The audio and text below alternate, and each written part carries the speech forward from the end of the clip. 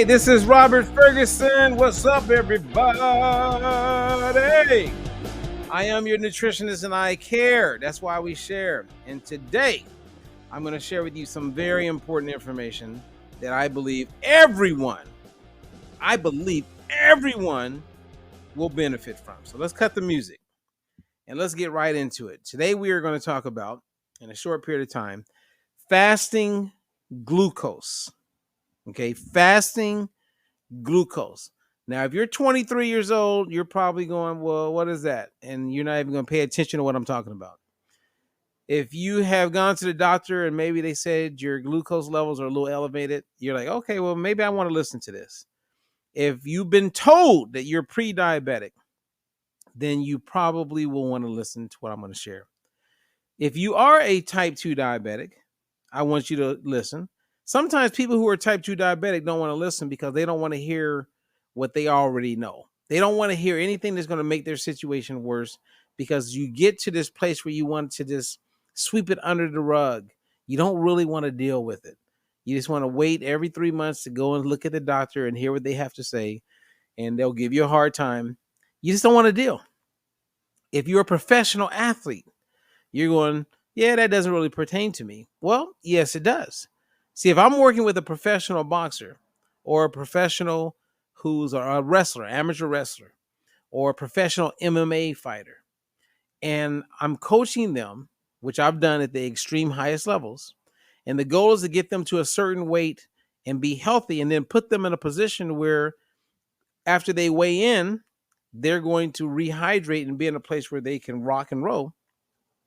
I want to know what their fasting glucose is, because if the fasting glucose starts to elevate, that's a sign of dehydration. Now, most people that I talk to have no idea about this. I mean, I talk to all kinds of nurses, physicians, trainers. They don't even know that. And this is, again, I've been doing this for a long time. And that's why when I do work with professional athletes, I get paid what I get paid, because I'm bringing in a significant amount of knowledge and understanding. I'm going to make life so much easier and put them in a position where they can win. And I have not mentored anyone on all the details of what I do. I am looking to have that person. One day I'll meet one of my coaches will become that person, and I will pour into them. I got to trust them, because I'm going to give them some secrets that they might not ever discover. Or if I'm working with one of my coaches and they actually have questions about, athletic performance, then I will share these things with the coaches that we have worked with and continue to work with. But we're going to talk about fasting glucose, because this is something that everyone needs to know. Everyone. You know how when you go to someone's home and they have a thermometer, and if someone has a fever, real quick, they go to the bathroom, they pull it out, and they can check and see if they have a fever? Almost every home has a thermometer. I believe that every home would benefit from having a glucose monitor, so that anyone can check their fasting glucose when they wake up in the morning. Okay, now before I dive in, let me just quickly say that our time together is brought to you by, let's bring it back, the Detox Drop. Now, the Detox Drop, you can learn about that. You can go to our store. You can get it. It's a great way to get started. It's something that can help you with stalls and weight loss. It's something that can help you with everything from improving your fasting glucose to lowering your blood pressure to bringing down your uric acid. It's all there. It's all explained. And so you can go there and learn more about that. Also, we have an 8-week fat loss challenge that you can learn more about. And if you're interested in becoming a client, whether you're being coached by me or one of our coaches, we have some really good discount deals available right now. Whenever we have people that drop out of our programs, maybe they're just not ready. Who knows what they're going through? But if you are ready and you want to improve your health and you want to take the bull by the horns, reach out to us. If we don't have a discounted program available, we'll let you know. You can either get started anyway, or we'll reach out to you when we have a discounted program available. Okay? So, let's talk about some fasting glucose. What do you guys know about fasting glucose? If anyone's catching me live, I would love to get your thoughts on why is it beneficial to know what your fasting glucose is. Yes, I'm talking about that thing when people prick themselves. Some people have continuous glucose monitors that they benefit from, which are great if you can have access to that. But when it comes to losing weight and just being healthy, why would one want to know what their fasting glucose is? The majority of clients I work with, I strongly encourage them to let me know what their fasting glucose is, whether it's from their lab work or they do it at home. And we monitor that. Now, if someone doesn't want to do it, that's fine. But there's a lot of benefits to knowing what your fasting glucose is. And it helps us be ahead of the curve so that you don't become a full-blown type 2 diabetic. And if you are a full-blown type 2 diabetic, we monitor it so that we can slowly bring it down. And you don't have to wait until you go see the doctor to know if you're making progress. Now, some people will go, well, my glucose is great. Okay. Well, if it's great, then we want to know that. So I want to check your fasting glucose the same as I would want to check your weight first thing in the morning. I would want to check your fasting glucose the same as I want you to measure your waist every week. Knowing your fasting glucose can be very, very, very helpful. Many times I'll have a client that will come in and I'll start working with this client. And in working with the client, I'll say, hey, I want you to do your fasting glucose. And they'll go, well, why would I do that? I said, well, it will be helpful if you did it. So then they do it because we have this thing called a carb threshold score. I can figure out what their score is. It helps me identify if they have a level of insulin resistance or not.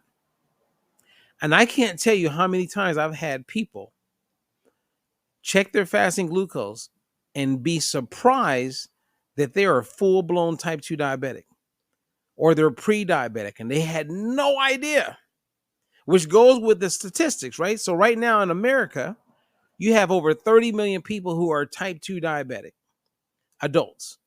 You have over 90 million adults who are pre-diabetic, and 80% of those adults have no idea. So you have people walking around like a time bomb. And it's just a matter of day before they go from 0 to like full-blown type 2 diabetic. And once you're a type 2 diabetic, now you got to do the work. And depending on the severity of it, you may have to be injecting insulin. And if you're injecting insulin, losing weight is very difficult. Very difficult. So, yes, you want to know what your fasting glucose is. It's very important. You want to know your fasting glucose. Okay? Now, if you have any questions, bring it, but I'm going to walk you through. I'm going to share a little story with you, give you an example. So here's one of our coaches who's also someone who is a huge success story. I think the world of Betsy.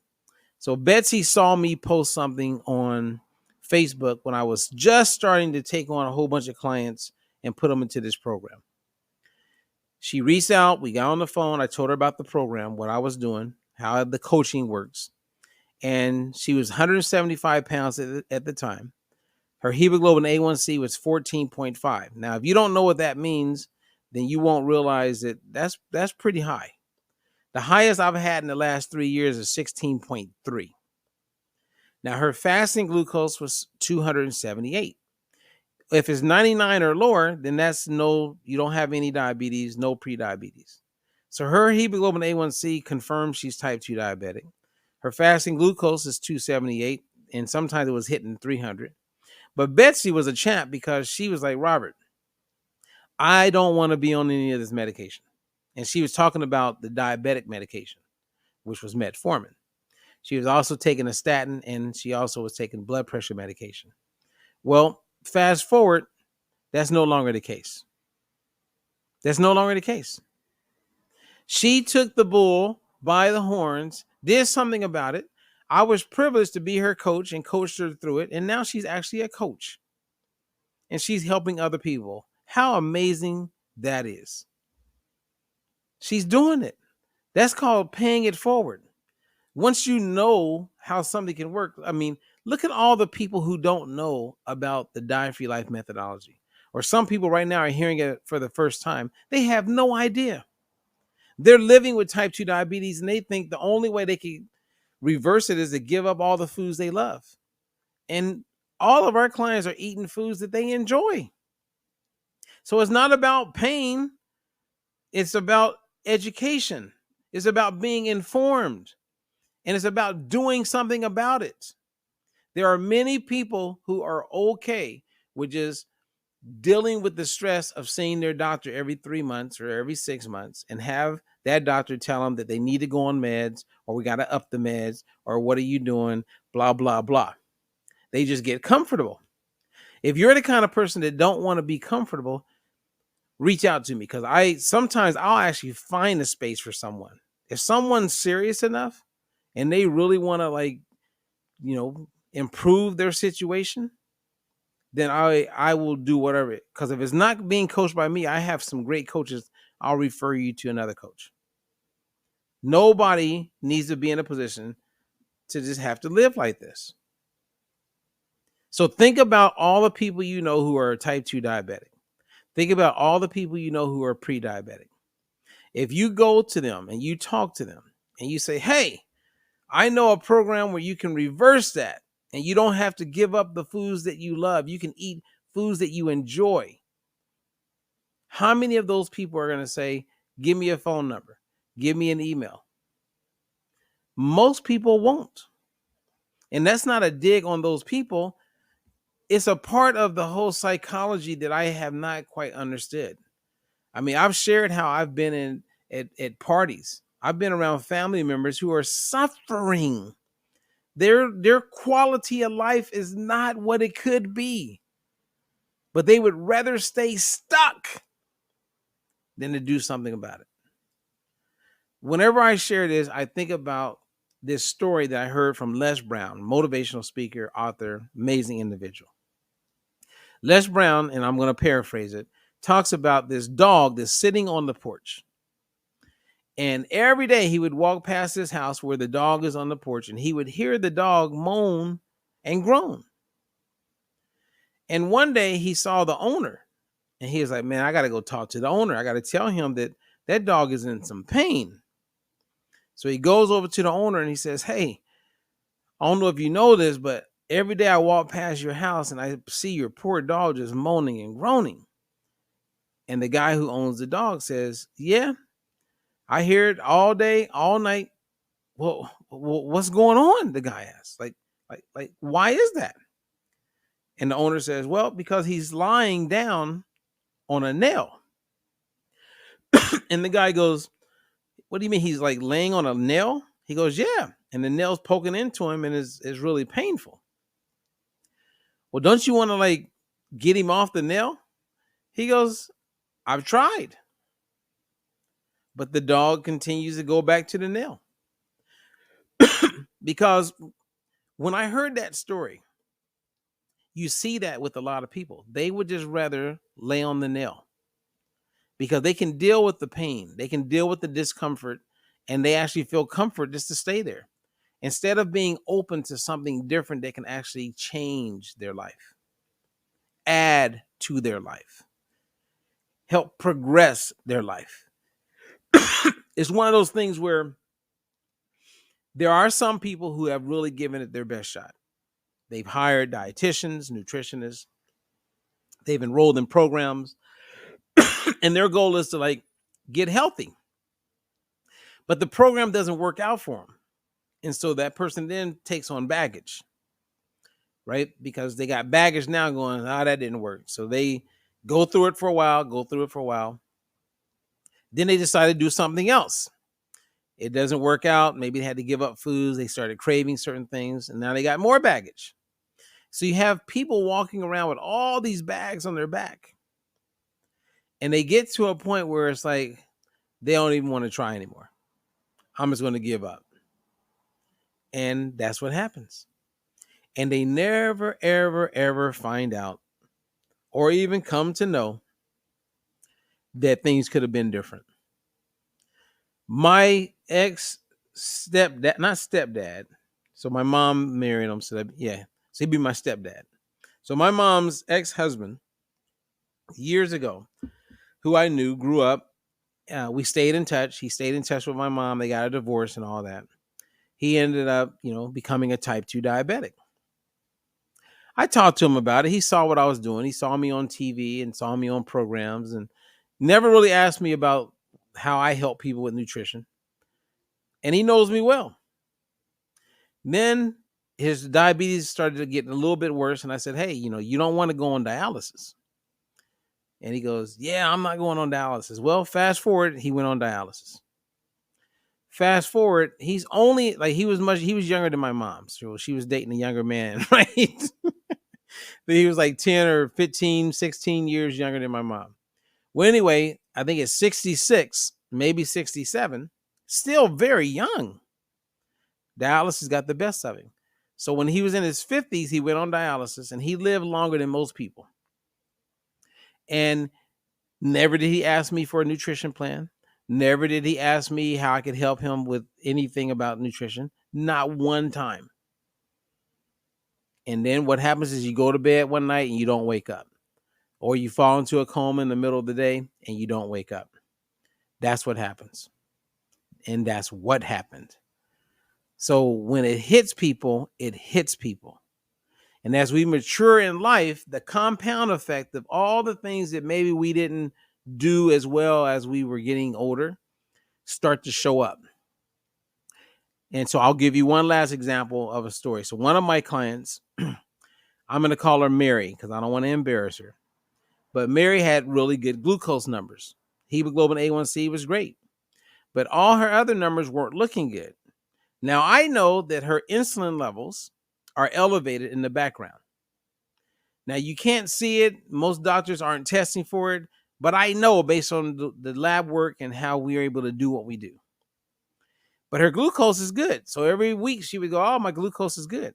So after a while, we didn't even have to check her glucose because her glucose was good. And then I would say, check your glucose every once in a while. So she checked her glucose and it was a little elevated. Nothing crazy, right? So if it's 99 or less, that means that's normal. That's homeostasis with your fasting glucose. One day, out of nowhere, right? She tested it and it's 136. Now, 136, that's in the range of being a full-blown type 2 diabetic. So she's like, hey, this is weird. I said, you know what? You never know. Stress could have caused it. There's a thing called the Don phenomenon. I go, check it tomorrow morning and then text me your numbers. She wakes up the next day, text 141. Then 145, 139, 153. I said, you need to go in and get checked. She goes in to get checked. She's full-blown type 2 diabetic. We caught it immediately. And also immediately, she went from under 100 to full-blown type 2 diabetic. How does that happen? Because she kept pushing the envelope. She kept eating and talking about, oh, I had a bad weekend. Oh, I didn't do this. Oh, I wasn't feeling good. Oh, no. Now she's got it. So there are no warning signs, you guys, where it says, hey, you got 4 more days to eat a little bit leaner. Oh, you got 3 more days. You better turn around before you get type 2. When you get it, you get it. And then you got to deal with it. So then the next week, she eats really lean. She's not eating ice cream. She cuts back on a whole bunch of stuff that she would eat in here and there. And then she's like, why isn't my numbers going down? They're still up. I said, because you can't fix it with one meal. You can't fix it with a week of meals.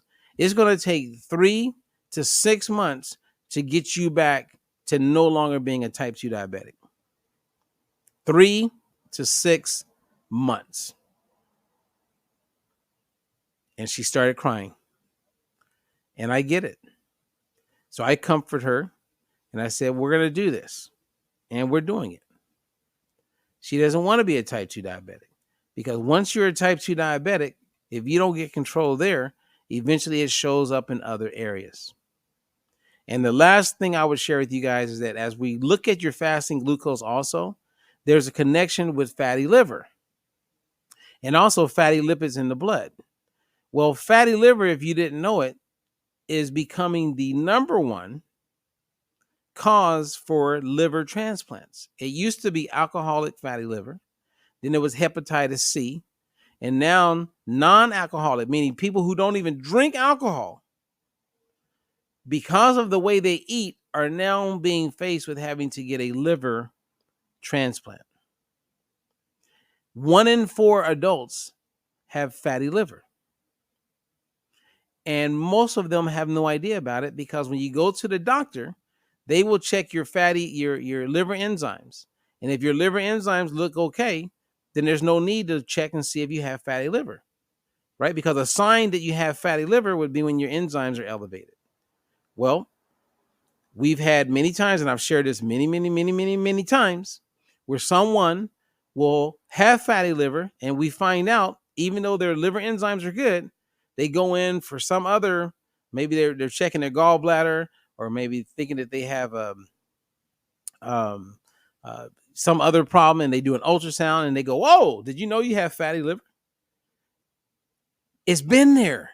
So the doctors are not checking for fatty liver early. The same as they're not checking for insulin levels, right? They're looking at glucose where insulin is the problem. So I'm looking at everything. And I encourage all of our coaches to look at everything. We don't want to be indoctrinated to only look at what conventional wisdom has taught. We want to look at everything. So when you put your health as a priority, that's a good time to reach out to me if you want to coach. If you're going to play games with yourself, then I say, hey, keep playing games with yourself. If you want to take the ball and figure it out on your own, just listen to all the things that I'm sharing. You could do our 8-week challenge. You could learn how to make fat-burning meals, get a glucose monitor, be checking it, because a lot of people don't even want to know. They do not. I'm telling you, I have clients that don't even want to look at it. They just want to do everything the best way they can and hope that it comes down. And next thing you know, it's going to be so far bad that it's almost impossible to turn it around. So,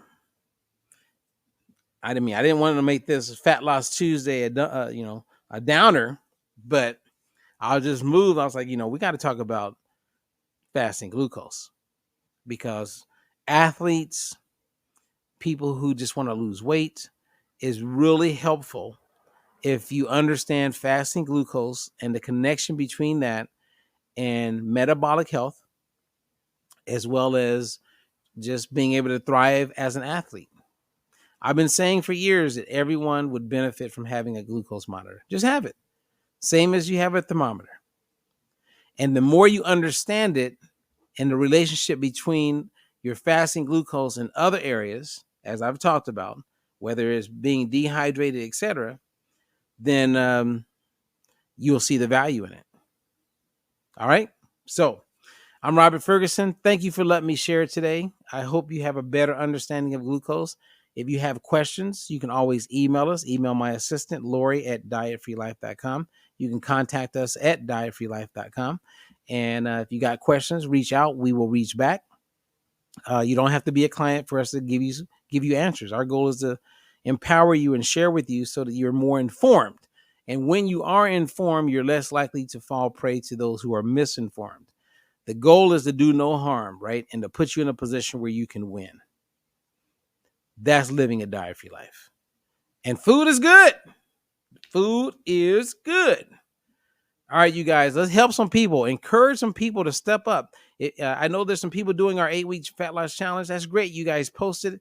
Invite people to get on board with you. Don't give up. Don't stop. Don't settle for like living in the body that you're in. You could improve it. You can improve it. Let's improve. Let's see what we can do to improve and connect with people who are striving for the same things. You got this. All right. Hey, Sandy, I want to give you a big shout out, and Linda, a big shout out. I'm glad you guys caught the live. And for those who catch the replay, hey, I always go back and look. So if you post questions inside of the comments, I will do my best to answer. And if it's not me, it'll be one of our coaches. Okay. So until the next one, I'm Robert Ferguson, a guy who shares because he cares. Until the next one.